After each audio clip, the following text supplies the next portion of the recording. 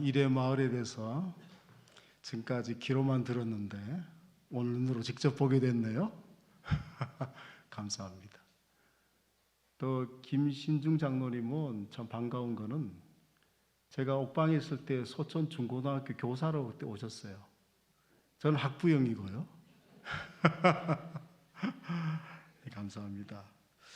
2003년이니까 꽤 오래전 얘기입니다. 우리 아이들이 어렸을 때인데 그때 저희들이 장로신학대학교 대학원 그 동기들 모임이 있었어요. 영덕에 있었는데 그 모임을 마치고 이제 돌아오는 길에 울진으로 돌아오는 길이 있고 평야로 해서 온정으로 올라오는 길이 있습니다. 그 길은 이제 오게 됐습니다. 옥방에 제가 옥방교에 있었을 때 얘기인데 그때 오게 됐는데 마침 온정에 백암온천 축제가 있었어요. 그러니까 그날 이제 그래서 식사를 하고 난 다음에 보니까 그날 우리가 알만한 가수들도 있었더라고요. 그 중에 가수 중에 한 사람 안치환이라는 가수 아시죠? 안치환이 아까 게스트에서 그럼 우리가 좀 늦더라도 보고 가자. 그래가지고 보고 이제 갔습니다. 그리고 여러 곡들을 부르는 기억이 나는데 그 중에 아마 대표적인 곡이 사람이 뭐보다 아름다워? 사람이 꽃보다 아름다워. 아주 신나게 불렀었던 그런 기억이 있습니다. 아마 그 곡은 시에 곡을 붙인 노래인데 물질 만능의 시대에 사람의 가치가 추락하게 되지 않습니까? 그러니까 거기에 맞서서 그래도 사람이 꽃보다 아름답다라고 외치는 그런 곡이라고 볼 수가 있습니다. 자, 예수님이 유월절과 무교절을 맞아서 예루살렘으로 올라가셨어요. 대제사장과 서기관들은 어떻게 속임수를 쓰든지 어떤 그 계략을 써서라도 예수님을 죽이려고 하는 그런 어떤 방법을 찾으려 했었습니다. 그렇지만 유월절과 무교절을 할 수 없는 것이 워낙 많은 사람들이 모였기 때문에 예수님은 그 당시에 정말 인기가 최고였습니다. 그렇기 때문에 그때에 예수님을 만일 사로잡으면 어떻게 되겠습니까? 밀란이 일어날 가능성이 많기 때문에 명절은 하지 말자 그렇게 얘기했어요. 그래서 그들이 가장 우려한 게 폭동입니다. 그 당시에도 지도층들이 가장 우려하는 게 폭동이에요. 총독도요, 자기가 총독을 했을 때 무사하게 폭동이 일어나지 않고 그래야 황제의 눈에 들어서 또 더 좋은 자리를 갈 수 있기 때문에 폭동이 일어나는 게 굉장히 민감했어요. 그래서 6월절이나 이 무교절에는 총독이 가이사랴라고 해서 지중해 쪽에 안전한 곳에 있다가 그때는 예루살렘에 와서 모든 걸 군대들 지휘하고 폭동이 일어나지 않도록 그렇게 관리를 했었습니다. 그중 민감한 상황이었었어요. 예수님과 대제사장들과 서기관들의 그 충돌은 오래전부터 시작됐습니다. 충돌의 계기가 된 것이 있었는데 안식일 문제였습니다. 모세의 오경이나 구약 성경 전체에서는 안식일의 병을 고치지 말라라고 하는 그런 금지 조항은 없어요. 바리새파 사람들은 안식일의 병을 고치는 것은 생명이 위급한 경우를 빼고는 옳지 않다고 생각했어요. 이게 그들의 전통이었어요. 그러나 예수님은 안식일에 선을 행하는 것이 옳다고 말씀하셨거든요. 그래서 안식일의 병자를 고치는 것은 안식일을 범하는 것이 아니라는 거예요. 오히려 참된 안식을 주는 것이라고 그렇게 보셨어요. 바리새파 사람들은 예수님의 말씀에 반박을 하지 못했습니다. 그래서 그들은 밖에 나가서 예수님을 죽일 모의를 하기 시작했다는 거예요. 대제사장과 서기관들은 유대교의 전통과 기준을 고수하려고 했어요. 오랫동안 얼마나 병에 매였으니까 얼마나 가엾습니까? 불쌍하지 않습니까? 예수님 그것을 보신 거예요. 안식일에 그 가엾고 불쌍한 병자를 고쳐서 쉼을 주는 것보다도 자신들의 전통과 기준을 더 귀하게 생각했다는 거예요. 예수님의 생각과 대제사장과 바리새파 사람들이 이렇게 달랐습니다. 예수님께서 베다니에서 그 나병 환자의 집에 식사하실 때인데 나병 환자라고 되어 있는데 나병 환자는 전통적으로 부정한 사람으로 취급됐습니다. 그 당시에 전염병이 있다고 요즘 우리가 한센시병은 전염병이 없다고 되어 있지만 옛날에는 그런 것이 없잖아요. 의학적 지식이 부족할 때였으니까 전염성이 강하다고 봤어요. 그래서 공동체로부터 마을 성문 밖에 따로 격리시설을 만들어서 그렇게 격리를 했습니다. 그런 사람이 예수님과 사람을 초청했다고 하는데 의문인데, 베다니는 예루살렘 동쪽으로 한 2km 떨어진 곳에 있는 마을이에요. 그것은 어떤 곳이냐면 그 당시 제사장들이 부정한 사람, 병이 나았는지 안 나았는지를 판결할 수 있는 대기 장소였어요. 그 당시 베다니가. 그 때문에 그곳엔 가족들이 거기서 머물기도 하고 환자 자신도 거기서 머물기도 했다는 겁니다. 그런데 지금 시몬이 초청했다고 하는 것은 현재 그 사람의 상태는 환자의 상태는 아니라고 볼 수 있어요. 환자가 사람들 초청할 수는 없잖아요.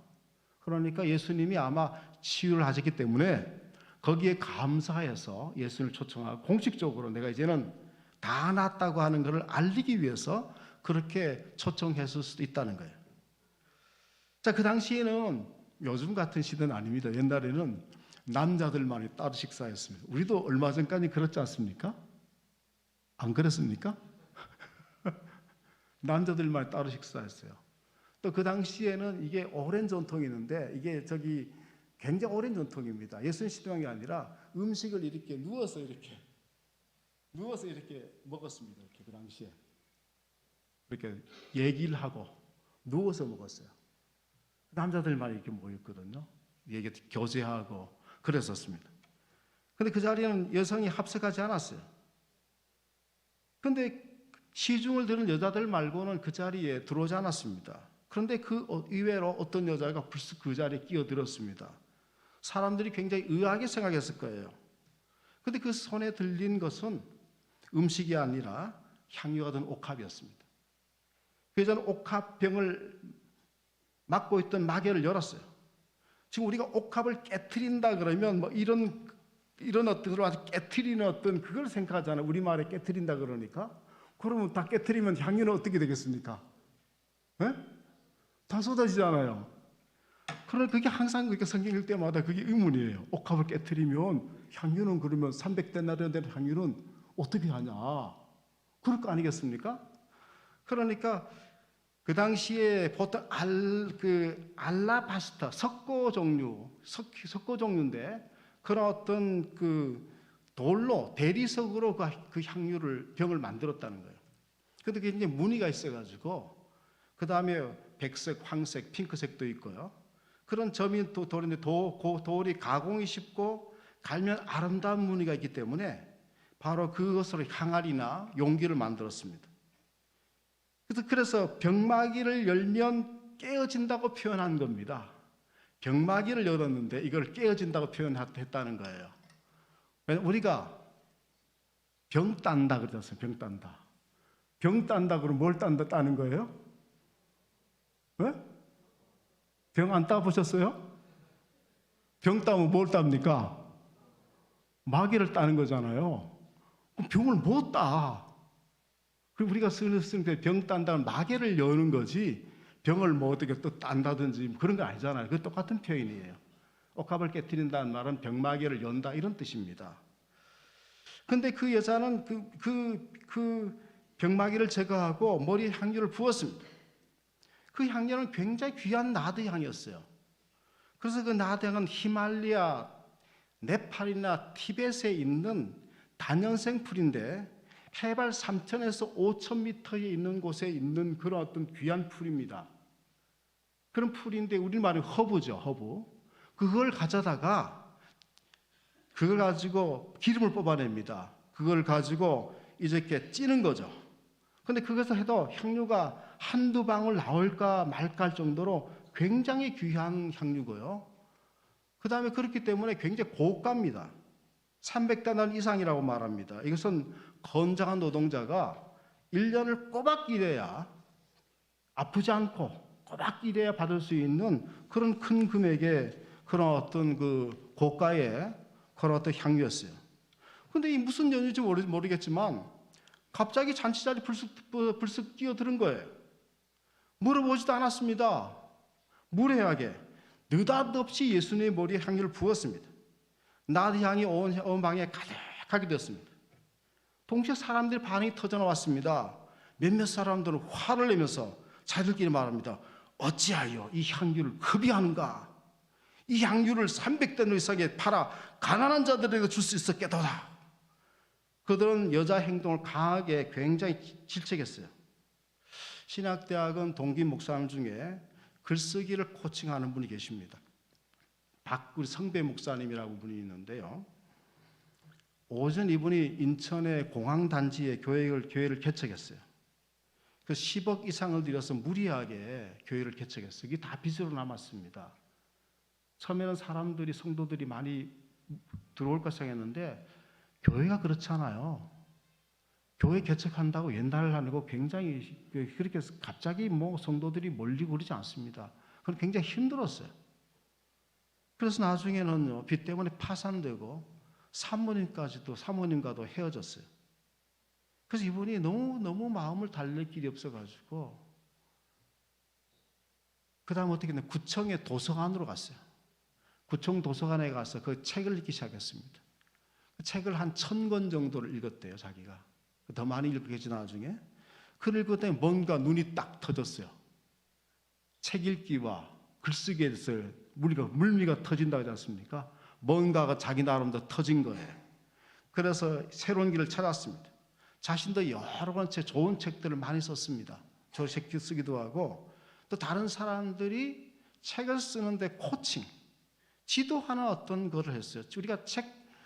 우리가 글쓰기가 쉽지 않잖아요. 그래서 글쓰기를 어떻게 하면 글쓰기를 누구든지 평범한 사람이라도 작가가 아니라도 한강 작가가 아니라도 일반 사람도 글을 쓸 수 있도록 잘 코치해주면 글을 쓰고 책을 낼 수 있도록 그렇게 하면서 코치료를 받기도 합니다. 몇백만 원 받기도 하고 그렇게 하거든요.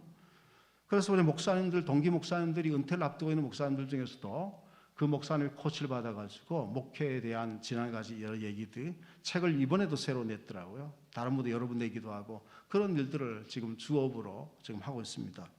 목회는 지금 하지 않았어요. 그래서 종로에는 어떤 장로님에게 평생 그분이 장로님인데 명장입니다. 양복 명장이에요. 이 양복 명장인데 이 장로님이 평생 정말 겪은 이야기, 신앙 체험들을 책을 내고 싶었어요. 근데 감이 엄두가 안 나는 거예요. 그래서 목사님 만나가지고 목사님이 잘 코치해가지고 책을 낼 수 있도록 해주니까 너무 감사하잖아요. 그래가지고 이 장로님이 목사님이 양복을 2벌을 해줬는데 양복이 그 한 벌에 200만 원 한답니다. 놀라지도 않으시네요? 200만 원 하는데 놀라지도 않아요? 저는 우리 목사님들은 키끝해봐야 무슨 랜드가 가지고, 에? 제가 어디 선전하는 거 아닙니다. 광고하는 거 무슨 랜드 가지고 기껏해봐 50만 원 이하더라고요. 그죠? 근데 200만 원 그러면 좀 그렇지 않습니까? 양복 한 벌에. 그래가지고 너무 또 목사님도 감격해가지고 자기가 평생 힘들 고생하다가 그도 글쓰기 해가지고 코치해줘서 참 양복도 얻으니까 너무 감사해서 이거를 동기 카톡방에 올렸네? 좋다는 분도 있고 그렇지 않은 분도 있잖아요.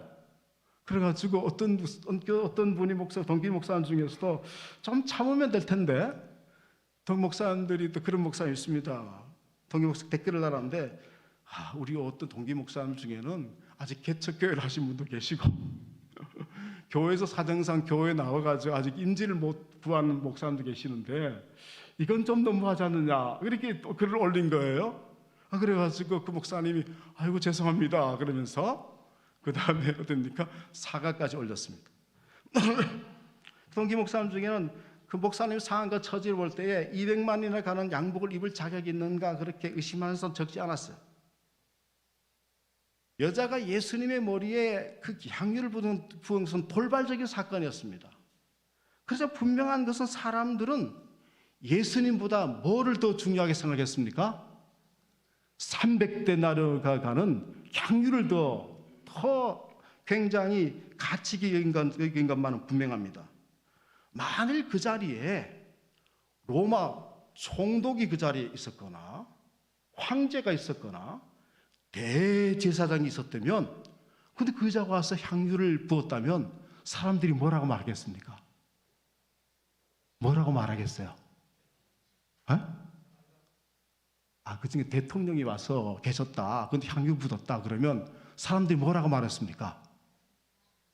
야, 박수 한번 치세요. 야, 잘했다. 어떻게 저렇게 알고 향유를 부었겠느냐 이렇게 말하지 않았겠어요? 야, 저 참 지혜로운 여자다. 칭찬했습니다. 칭찬했을 거예요. 입이 말아도 칭찬했을 겁니다. 우리나라 대기업 회장이 200만 원짜리 그런 수제 양복을 입었다면 사람들이 뭐라고 말하겠습니까? 대기업에 삼성, LG나 SK 회장이 200만 원짜리 옷을 입으면 사람들이 뭐라고 말하겠어요? 예? 예? 보통 대기업 회장이 200만 원짜리밖에 안 입는다고? 이렇게 말했을 거 아니겠습니까? 세계 최고 남자 정장이 브랜드가 브리온이라고 해요. 저는 뭐 처음 들어봤어요. 제가 찾아보니까 그렇더라고요. 브리온이라고 그러는데 이 양복은 국내 유수 그룹 회장이나 그 다음에 미국이나 오바마라든지 트럼프라든지 아니면 러시아의 푸틴 같은 정도 이런 사람들이 입는 옷이라고 해요. 그 사람들이 그 옷을 입는데요. 국내 가격을 보니까 제일 싼 게 한 700만 원, 5,000달러 이상 되고 비싼 건 2,000만 원 이상 가까이 된다. 양복 한 벌에. 그 정도 비싼다 합니다.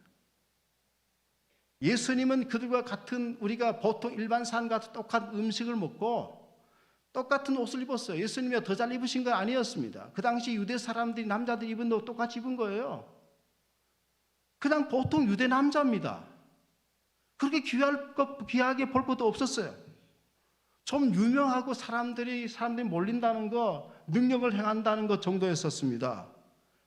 그들이 생각하기에는 예수님은 고가의 나드 향유를 머리에 부을 정도의 사람은 아니었다는 거예요. 그들이 생각할 때는. 그들은 예수님 이 땅에 오신 인간으로 오신 하나님의 아들과 그리스도로 여기지 않았어요. 옥합에 담긴 향유 한 명보다도 귀하게 여기지 않았다는 거예요. 예수님이 입을 열어서 말씀하셨습니다. 가만두어라. 왜 그를 괴롭게 하느냐. 그런 내게 아름다운 일을 했다.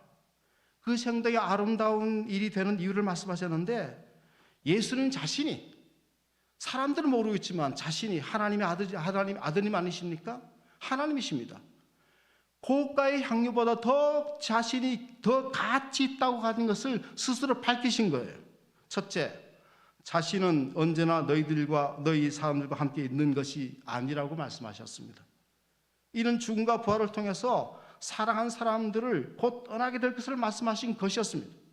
둘째, 여자가 몸에 향유를 부은 것은 예수님의 장례식을 위해서 할 수 있는 일을 미리 한 것이라고 말씀하셨습니다. 여자가 예수님이 돌아가실 줄 알고 미리 향유를 몸에 부었겠습니까? 그 여자가 무슨 이유로 예수님 몸에 향유를 부었는지는 정확하게 성경에 기록되어 있지 않습니다.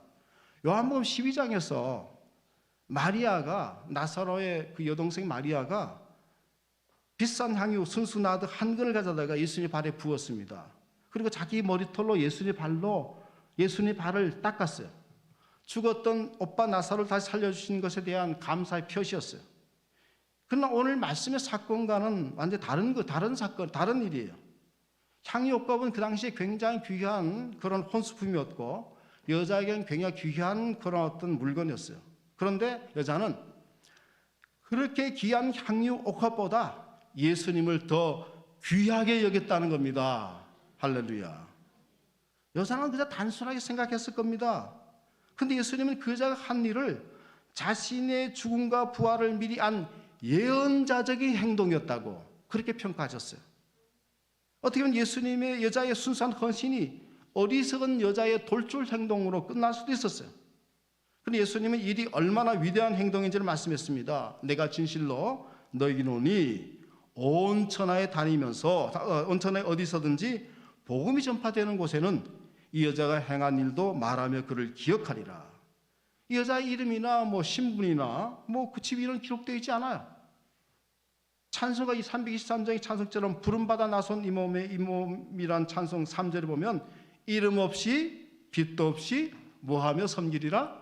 감사하며 섬기리다. 이 여자는 바로 이 찬송처럼 이름도 없이 빛도 없이 감사하며 섬기는 사람이었다는 겁니다. 우리 주는 이 여자 행동을 모든 사람이 본받아야 될 야릇한 행동으로 평가하셨어요. 자, 그러면 오늘 말씀을 통해서 우리에게 하신 말씀이 뭐예요? 첫 번째, 사람이 그 어떤 것보다 귀하다고 말씀하신 겁니다. 우리 주님은 예수님은 안식일보다 사람이 더 귀중한 가치라고 말씀하셨습니다. 예수님은 사람이 만든 법이나 제도나 간섭의 가치보다도 사람의 가치를 더 고귀하게 보셨습니다. 예수님도 유대교의 그 교육 제도 안에서 교육 받으셨어요. 율법이 귀중하고 다 전통과 기준이 다 귀하다는 걸 모르시는 분이 아니에요. 안식일에 병을 고치는 것을 바리새파 사람들이 옳지 않게 본다는 것을 모르실 리가 없는 분입니다. 예수님이 들어가셨을 때에 그곳에 손 많은 사람이 있었습니다. 전승에 따르면 그 사람은 돌을 다루는 석공이었고 중풍으로 피가 통하지 않아서 마비 증세를 보였다고 그렇게 했습니다. 그런데 의사였던 누가 보면 6장에서 그의 마른 손이 오른손이었다고, 의사의 눈이 더 예리하잖아요. 오른손이었다고 말합니다. 피를 흘려 위독한 상도 아니고 그 다음에 다리가 부러서 움직일 수 없는 상도 아니었어요. 바리새파 사람 입장에 보면 안식일이 굳이 아니라도 언제든지 병의 고침을 받을 수 있는 사람이었다는 겁니다. 그러나 예수님은 안식일에 구덩이에 빠진 한 양 한 마리를 말씀하셨어요. 이어서 사람이 양보다 귀하다고 말씀했습니다. 예수님은 그 사람의 손을 고쳐주셨습니다. 오늘날 사람의 가치가 점점 떨어가는 시대에 살고 있지 않습니까? 우리 분정에서 여기 의사분 계십니까? 혹시나 오해하지 마시고, 우리 분정에서 환자보다는 의사 집단의 가치가 더 위에 있다고 생각되지는 않습니까? 생명의 가치보다는 명분과 이익이 더 중요하다고 그렇게 보고 있지 않습니까? 인공지능과 로봇이 사람을 점점 대체하고 있는 시대입니다. 사람의 가치는 어디서 찾을 수 있겠습니까? 저는 이래 마을을 잘 몰라요. 저 오랫동안 봉화군에 꼴짝이 오래되기 때문에 영주 바닥에 있는 얘기 잘 모릅니다. 제가 홈페이지 들어가 보니까 설명해서 한번 읽어봤어요. 좀 전에 목사님이 차 나누면서 또 김장로님이 하는데 이래 마을에서 운영하고 있는 그 복지법 밑에 산하기관이 한 7, 8개가 된다는 얘기를 들었습니다. 노인시설 요양원도 한 5개 정도 된다는 얘기를, 정말 귀한 일이 아닐 수가 없습니다. 초창기에 제가 91년도에 5개 그 교회와 농어촌 우리 선교를 위해서 새누리 공동체를 같이 조직했어요. 그때 봉산교회도 같이 했었어요. 그때 장로님들이 축산을 했었어요. 축산했었던 것들이 이제 점점점 그게 제가 볼 때는 그것들이 그 외에는 모릅니다. 그래서 아마 돼서 사회복지 또 복지로 가가지고 오늘날 일의 마을이 됐다고 이렇게 보는데요. 뭐 저는 그 정도밖에 몰라요. 그리고 또한 그곳에서 돌봄을 받고 있는 어른분들이 어떤 가치가 있는 분인지도 잘 모릅니다. 그런데 우리가 일반적으로 노인에 대한 가치는 생각하는 것이 다 비슷합니다. 어른들은 아기를 좋아하잖아요. 아기. 어디가 좋아합니다? 제가 어떤 유튜브를 보니까 외국에 있는 부부가 한국을 봤어요. 요즘 한국이 그냥 뜨지 않습니까? K컬처, K드라마, K푸드. 이번에 또 한강 작가에서 뭐가 뜨겠습니까? K문학. 이제 뜨는데 문학 한국이 됐습니다. 그래서 많은 사람들이 오는 거예요. 그러는데 이제 아기를 데려오니까 우리나라 사람들은 처음 보는 사람에 대해서 대부분 이렇게 접근하기가 어려워요. 우리나라 사람들은. 친하면 진짜 친한데 처음 보는 사람 인사 잘 안 하잖아요. 그죠? 엘리베이터 보면 뭐 쳐다보기도 뭐해서, 그죠? 잘 모르는 사람 같으면 벽만 보고 있고, 우리나라 사람 그렇거든요. 근데 친하면 정말 친합니다. 근데 아기가 있으니까 어떻게 해요? 우리나라 사람들이 아기에게 가서 돈도 10,000원도 주기도 하고 그러더라는 거예요. 그래서 아기는 굉장히 우리가 좋아합니다. 그래서 어른들이 아기를 보면 참 좋아하면서 하는 말이 있습니다. 아기를 팔면 사람들이 어떻게 해요? 판다고 한다면, 예를 들어가지고 판다고 한다면 어떻게 합니까?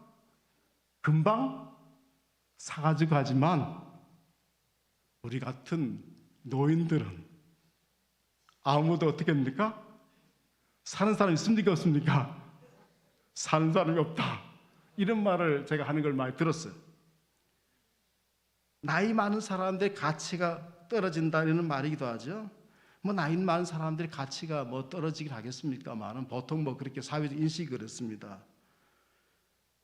사람들이 그렇게 볼지라도 노인들을 그렇게 볼지고 병약하지 않습니까? 어떻게 인간적으로 가치, 경제적인 능력도 없고 뭐 아무것도 없지만 그러나 우리 주 예수님 하나님은 한 사람의 가치를 귀하게 보신다는 거예요.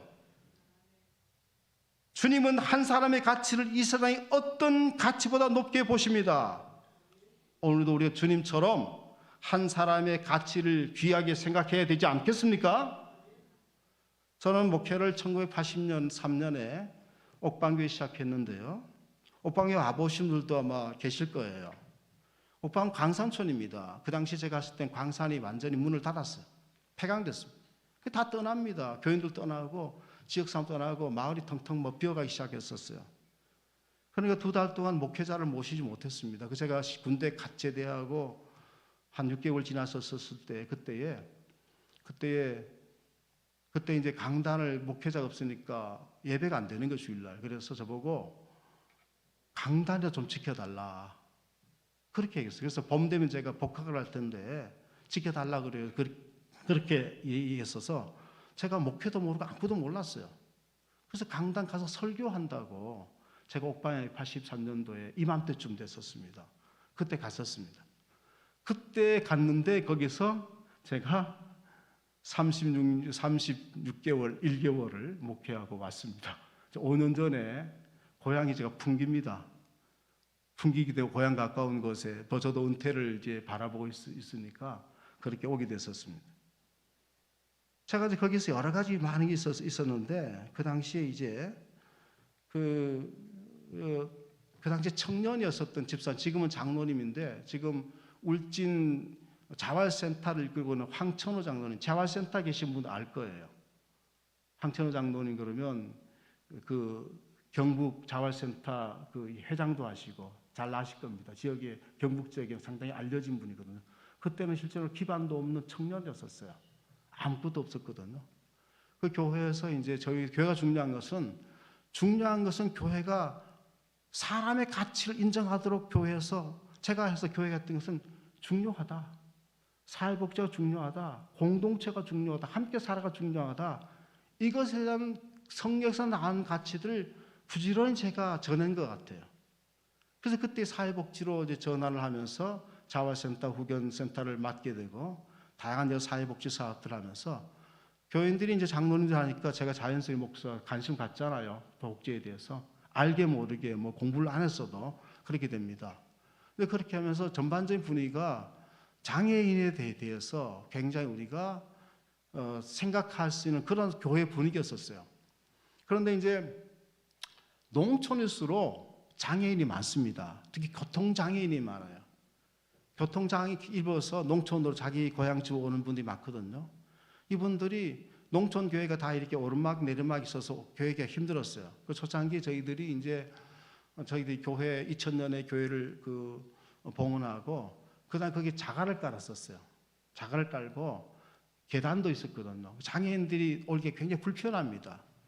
근데 장로님 아들이 지금 32, 지금 울진 장애인 생활센터, 자립센터 지금 소장으로 있거든요. 32인데 그때는 아직 이제 그때는 초등학생 중학생이니까 그때는 이제 교회 올 때는 아버지가 이제 업고 오는 거예요. 그 장로님이. 왜냐하면 시설이 못 되니까. 그래서 그때 고민을 많이 했어요. 아버지가 업고 오는 걸 매일 주일 보는 것도 이게 굉장히 좀 부담스럽고 좀 그렇더라고요. 그래서 그때 뭐냐면 교회 예산이 한 7천 정도밖에 되지 않았어요. 그때 저희들이 교회가 존재하는 이유가 뭐냐? 한 사람이 중요하지 않냐? 이렇게 생각을 했었습니다. 그때 저희들이 결정해가지고 교회에다 2천만을 들여가지고 댓글을 다 깔았어요. 댓글을 깔았습니다. 그 나중에 그게 이제 옆에 선교관이 이제 되고 난 이후거든요. 뭐 예산 그것밖에 안 되는데 그런 거 대단한 거죠. 대개 지출 아니겠습니까? 그래서 나중에는 밑에 전동 휠체어로 밑에까지 내리면 교회까지 완전히 다 들어갈 수 있도록, 교회에 들어갈 수 있도록 그렇게 저희들이 했었습니다. 그런 것들을 저희들이 해서 한 사람이 정말 중요하다고 하는 것을 다시 한번 잊게 됐고, 지금 생각해도 잘했다는 생각이 들어요. 지역의 명물이 됐고요. 거기서 공연도 하고, 그 다음에 거기서 요즘 이제 더 새롭게 또 했더라고요. 오랫동안 썼고 그러니까. 거기에서 또 탁자 식사도 교제도 하고, 그 다음에 거기다가 여름이면 돼지고기 구워서 바베큐도 하고, 파티도 하고, 그네도 있어가지고 그네도 타고, 사람 한 사람을 시작했더니 더 풍성한 것을 얻게 되었다는 거예요. 두 번째, 예수님의 가치를, 진짜 중요한 것은 예수님의 가치를 알아야 된다는 것입니다. 여자가 칭찬받은 것은 나도 옷과 향유 한 병보다 예수님을 더 고귀하게 생각했습니다. 사도 바울이 이전에 사울이었을 때는 예수님의 가치를 몰랐어요. 그는 유대교와 율법의 가치를 최고의 가치로 믿었습니다. 그는 죽은 예수, 아무 가치도 없는 예수를 따라다니는 어리석은 예수 도당을 완전히 없애버리겠다는 거예요. 그는 그를 찾아오신 부활하신 예수를 만났습니다. 그 후에 그는 예수 그리스도를 이 세상에 그 무엇보다 더 고귀하게 여겼습니다. 그는 자기 목숨보다 더 귀하게 여겼던 유대교의 전통들을 배설물로 여겼습니다. 그래서 빌립보 3장 8절 이렇게 고백했습니다. 또한 모든 것을 해로 여김은 내 주 그리스도를 아는 지식이 가장 고상하기 때문이라. 인생의 가치가 변했습니다.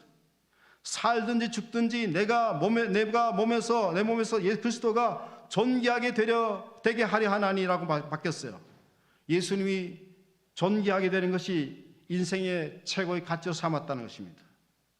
예수님이 어리석은 여자 취급을 받을 수 있는 한 여자를 위대한 여자로 만드셨습니다. 교회가 해야 할 일이 뭐예요? 교회가 해야 할 일은요, 예수님이 살아난 그리스도인이 해야 할 일이 뭡니까? 그것은 우리 사회에서 가치 없고 어리석게 취급받는 사람, 따돌림받는, 소외받는 사람을 그 가치를 발견해 주도록 하는 것이 교회가 해야 되는 역할이라는 거예요. 그 가치를 재발견해 주는 것, 그렇게 하더라는 겁니다. 나는 가치 없다고 생각하는 사람들이 교회 오면 자기 가치를 주님 앞에서 발견하게 됩니다. 가치를 찾아주는 거예요. 그 사람이 살아나는 거예요. 살아나서 그 사람이요, 나중에는 위대한 일을 할 수 있습니다. 노인이나 어린이나 모든 계층의 사람들 돌보는 일은 실제 아무나 할 수 있는 일이 아닙니다.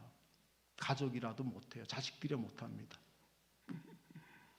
여러분, 자식이 옛날에는 다 집에서 어른들 모셨는데 못하잖아요. 자식은 관계 있어가지고 자식 어른들 수발 못합니다. 집에서 안 돼요. 자꾸 감정이 상하고 관계만 나빠지게 됩니다. 나빠지게 되고, 그러지 말라고 그러니까 왜 그러시냐고, 그렇게 성질내고 그러다가 그냥 보지도 않고 그렇게 되거든요. 그러니까 못해요. 진짜 이래 말은 전문적인 훈련과 교육을 받은 사람들이 할 수 있는 거예요. 여러분만 할 수 있습니다. 정말 귀한 일입니다. 여러분도 할 수 있어요. 또 너무나도 가까우면 감정 때문에 못합니다. 어떤 때는 조금 우리가 조금 어떤 직업적이지만 직업이 아니거든요. 의사가 제가 얘기해서 의사가 주변에서 처음 의사가 그런 얘기 합니다. 의사가 맨 처음 의사 될 때는 한 사람 죽는 거 참 고민하면서 한 생명이 죽는 거 고민하고 막 그러는데, 나중에 그 의사 과장쯤 되면 한 사람 죽는 거 아무것도 생각이 안 들어요. 의사는 원래 그렇게 해야 됩니다. 안 그러면 그 일을 못 하거든요.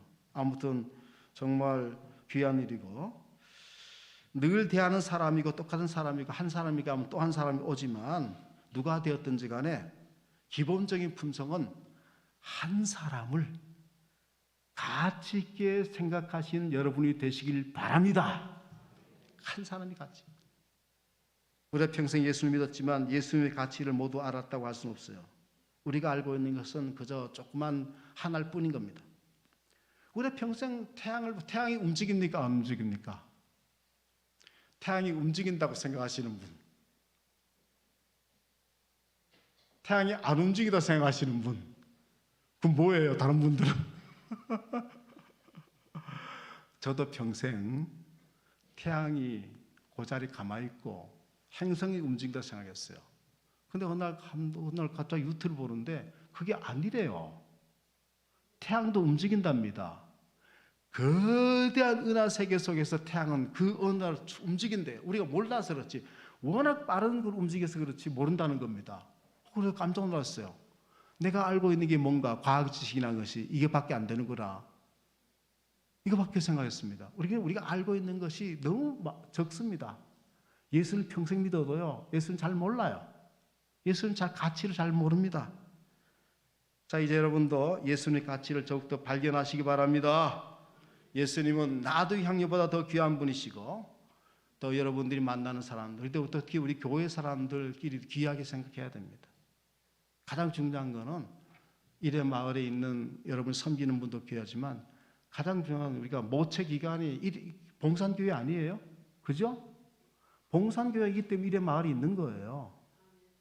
안 그렇습니까? 이 봉산교회가 중요합니다. 이 교회 안에서도 서로 가치를 귀하게 여겨야 됩니다. 장로님들 귀하게 여겨야 돼요. 존경해야 됩니다. 우리 집사님, 권사님 존경해야 돼요. 제가 우리 옥방에서도 그렇고 옥외교회 와서도 장로님들을 정말 귀하게 생각하라고 제가 계속 우리 정유수 권사님 얘기했지만 제가 늘 그러잖아요. 장로님 늘 귀하게 생각하라고, 교회 한 사람에서 다 귀하게 생각하라고, 가치 귀하게 생각하고, 서로를 여러분 가치 있게 생각하시기 바랍니다. 자기 기준에 의해서 자꾸 가치가 없다고 평가하는 게 그건 어리석은 생각이에요. 자기 기준에서 다른 사람을 자꾸 낮게 보고 가치 없게 생각하는 참 어리석은 사람이에요. 주님의 가치를, 주님의 가치 기준으로 주님께서 귀하게 여기시면 가치가 있는 거예요. 여러분들 교회 여러분들 서로 가치 있게 인정해주고, 좋은 건 잘 인정해주고요, 서로 박수 쳐주고 잘 협력해주고, 그 다음에 잘 칭찬도 많이 해주고, 그 다음에 또 잘 협력해 주시면 봉산교회가 든든해야 일의 마을도 든든합니다. 목사님 존경하시기 바랍니다.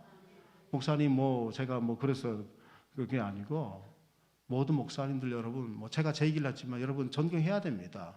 존경받을 가치가 없어도 존경해야 돼요. 왜냐하면 목사가 할 역할도 있고 장로의 역할도 있잖아요. 장로도 마찬가지고요. 서로가 귀한 가치를 발견해서 정말 가치 있는 봉산교회, 가치를 알아주고 살아나는 귀한 우리의 마을 모든 식구들이 되시길 바랍니다.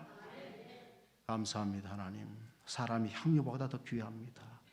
우리 주님은 향유보다 더 귀합니다. 사람의 가치가 떨어지고 또 노쇠해서 인간적으로는 가치가 없다고 생각되고, 아직 우리 어린이집의 어린이들도 어리지만 한 사람이 가치가 있습니다. 주님께서 알아주십니다. 가치를 서로 발견하게 해주시고, 교회 안에서도 서로의 가치를 발견해주고 귀하게 생각하고 고맙게 생각하고 감사하게 생각하는 봉산교회가 될 수 있게 하시고 일의 마을이 되게 하여 주옵소서. 예수님의 이름으로 기도드립니다. 아멘.